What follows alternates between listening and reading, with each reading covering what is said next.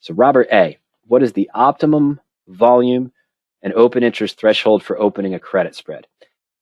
I'm going to just say flat out, I don't think there is an optimum. Okay, what I mean by that is that finding a bull put credit spread, same expiration on a similar type of stock, where one has a current volume today of 50 contracts and one has 150, one has a volume, an open interest, Robert, of 200, one has an open interest of 1,000. That's not any indication that one stock is really better than the other. It does mean that it could help you potentially close the position if there's a sudden shift in that stock or a sudden shift in the market. And of course, the volume and open interest thresholds are going to change whether you're talking about 7-day out options, 5-day out options, 2-day out options, 2-week out options, 1 month out, or 45-day out positions. They're going to have different ranges and different thresholds. Let's just take a look here at our default bull put credit spread. Excuse me, I need a drink of water. Now I'm going to change some of these criteria here so it's easier to see. This is the default criteria that we use, the weekly bull puts looking 2 weeks out in time. We'd usually run this search on Monday in mid-afternoon sometimes. I really don't try to catch it in the morning at the first open when the market is digesting the news from the weekend. So I'd rather wait a little bit, let things calm down. But these are mostly all commonly known stocks. I don't know Okta, but I know Roku, MasterCard, Royal Caribbean, Alcoa. Digital Turbine I've seen, never traded it myself. Autodesk, for example. And Autodesk, Mongo, PayPal, Meta, we know, Facebook, Caesars Entertainment. So these are all well-known positions. Let me change the columns here real quick. I'm going to take out some of this extra stuff. We're probably not going to be looking. I want all of that. I want the probability. I'm not going to worry about IV, short option delta, percent out of the, well, no, I don't need that. But anyway, short option ask, long option bid, I'm going to keep those. Okay. But now let's go ahead and add what we want to see here. We want short option volume, short option. Where's my open interest? Is it higher? Oh, I thought I had the open interest in here. That's interesting. I must just be missing it. There it is. Short put, long option volume, long open interest. Let's go ahead and submit and save columns. Close window. All right. So today, we've got Roku here, 2 stocks almost at the same price. Roku's down 507 and it's at 226. We could sell the 195, buy the 190 for January 7th expiration, 16 days away, 82-cent net credit, higher implied volatility, probably from the decline, but there's also higher implied volatility here, Robert. And you see you've got a good range of the short option volume, 22 with 125 open interest, 35 volume, and 82. Okta looks lower, doesn't it? It's got a lower return, a 65-cent net credit, very similar 5-point spread, just a little bit higher, and 65 cents. Volume here is only 5 contracts, 6 contracts, open volume on the short put of 89, and here 43. The only thing that this tells me, Robert, by looking at this, is that because of the movement today and because maybe the average volume is higher, Roku trades a little bit more than Okta, both on a daily basis and in general open interest. Almost double here on the long put open interest for what we consider for each option. That doesn't mean Roku's a better trade. Roku probably has wider, no, they both have pretty wide bid-ask spreads in this case. Just looking at them, Okta is actually a little bit bigger. But that's okay. There's still reasonable open interest here and there's reasonable volume today. Would I be hesitant on this Royal Caribbean position that shows me 0 short option volume and a lower open interest? Or how about Digital Turbine? Yeah, that might cause me hesitation. No volume today, only 6 open interest. Then we get down into the bigger ones. You know PayPal, huge volume and open interest. Visa, pretty big open interest. Caesars, no volume today. Average, I'd say, open interest. I wouldn't necessarily shy away from any of these except for maybe Digital Turbine, but normally I'd be taking the top 3, top 4, or whichever ones I get filled on the top 3 or 4 trades. The open interest is enough for me. I think we're just using a basic one, but if you wanted to increase it, Robert, there's no problem. You just put in, I want open interest greater than 10. I want to see option volume greater than 10. Maybe you even want to put this up to 40 in general for the 2-week out trades. That's fine. You're going to limit your results. Now you only have 4 trades. Is that any guarantee, Robert, that these 4 trades are going to be more successful than the other trades that didn't have it? No. Is it possible that you could get better fill prices and be able to close some of these positions more actively if something starts to get into you? Something starts to move against you, Robert. Potentially, yes. But it also depends on what happens. If Roku spikes down 20 points tomorrow, on Monday, or no, tomorrow, and goes to 200, well, you're going to see wide bid-ask spreads anyway, and you're going to be scrambling to try to get filled in these positions, even with the higher volume and open interest. It depends why you're looking to close it at that time. If it's a big drop down, which is why you'd be considered closing, say, a bull put, a big gap up, which is why you consider closing a bear call, even though you have a higher volume and open interest, the movement of that day that's causing you to close or roll the position is going to increase the bid-ask spreads. There's no guarantee you're going to get filled more easily, even with the higher open interest and higher volume.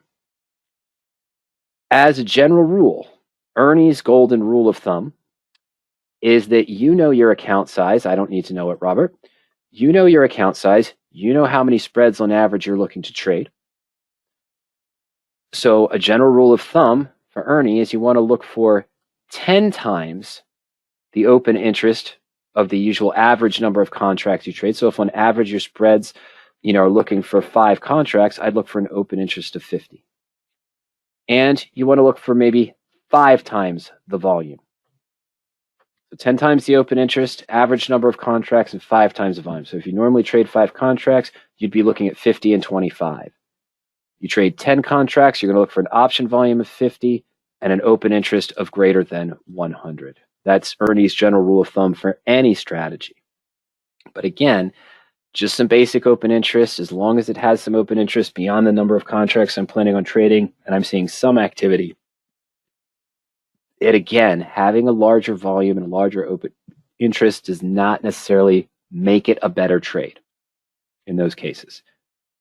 It could mean that you could get better fill prices if you need to close, but depending on the situation, it might not mean that. What happened that day that caused your triggers to go, Robert, that you needed to close the position? Pavol. How you doing, Pavol? Good to see you today. Pavol said lots of traders prefer to sell puts on a down day to get a better premium due to IV. However, with the spread, the short would give us higher premium, but we would also pay more for the long put. Does IV matter for the premium when entering a put credit spread trade? The target matters to me, Pavol, not that implied volatility. Okay, what do I mean by that? Let's go back to our screen again, Pavol.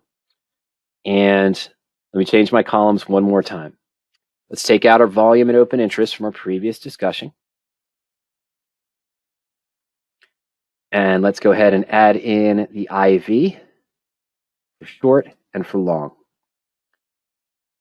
And I'm going to put this into the percent implied volatility range for both the short and the long as well. All right. Not as stark as I thought it would be, but it does show us an example. Okay? And what do I mean by that, Pavol? This is actually not the high. Digital Turbine, who had that lower volume, is actually the highest implied volatility. And that's why I think we're pretty far out of the money on these positions. Yes, 16% out of the money to get an 11% return with an 87% probability. So we can see here there are different returns. The probabilities are all the same, but there's different ranges, out of the money combined with different returns, but they're not linear. They sort of bounce all over the place, and that's due to this volatility. The ones with the lower volatility are the least amount out of the money. Visa and Facebook, only 5-6% out of the money, and the returns are 9.4%. Lower volatility, lower return. It makes sense. Highest volatility here is Digital Turbine, but we're also able to go the furthest out of the money, stay in the middle. If we only went to 10% out of the money with the short put on Digital Turbine with these volatilities, we'd be up here in the 16 or 17% range. Okay, so Here's the drawback. Your question is that, look, comparatively, I can say absolutely. Those two positions, they're not that different in volatility, but they are different range out of the money. Let me find something. It's tough. All right, these two are about even. Okta and Royal Caribbean. Completely different stock prices. But let's take a look here. The volatilities are about the same, 0.54, 0.55, 0.56, a little bit higher here at 0.58 on the buy.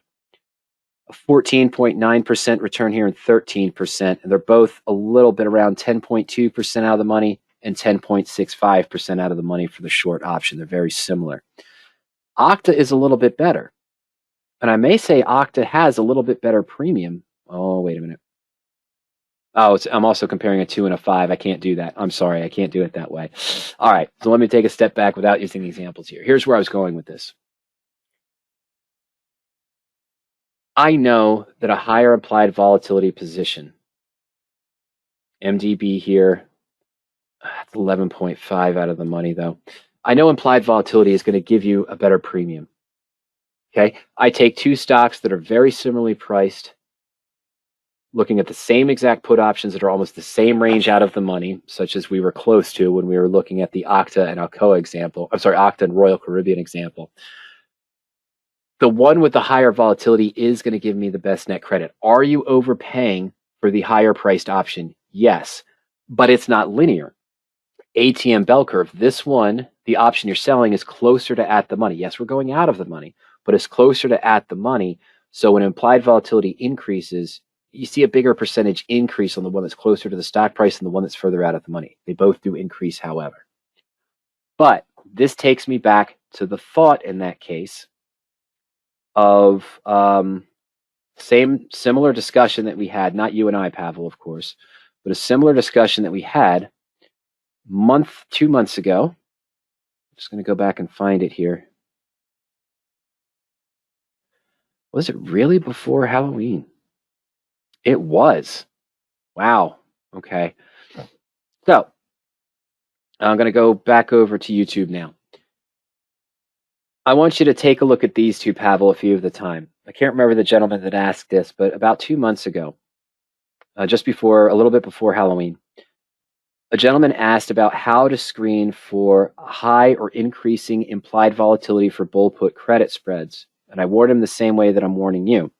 I know that means a higher overall net return. I might be seeing an 18, 19, 20% return on a 2 or 2.5 point spread on a $250 stock that has a higher implied volatility than a similar $250 stock with the same strikes might only be offering a 12% return.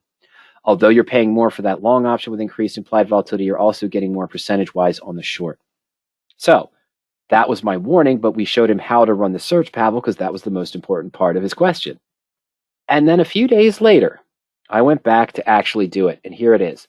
Follow up to bull put search, screening for high or increasing implied volatility. What we did is we did a 3-month look of the positions that would have met his criteria with higher IV, which did offer a potential higher return compared to that same time frame and same allocation, just using the bull put weeklies. We had a much better return with our search than trying to force the higher implied volatility, because higher implied volatility means what? It means the market has a fear or expectation that something is going to happen in that stock position, Pavol. Then that's something not related to earnings, could be related to something else, can cause wild swings, which is exactly what I don't really want in the bull put credit spread or even cash secured naked put. I like to see some volatility. Don't get me wrong. Why don't you see bull puts ever come up in our default search for something such as IBM, Boeing, Johnson & Johnson, SPY? It's because the volatility is too low to match the return we want with the range out of the money and the probability we want. We're getting a nice mix of not too volatile, not too low volatility, just right in the middle to target that 14, 15% return we want with the 85% success rate. But check these two out. They're both pretty short, 15 minutes, 12 minutes. They're from 2 months ago. You could just do a search on our channel for bull puts, and you'll find bull put search screening for higher increasing IV.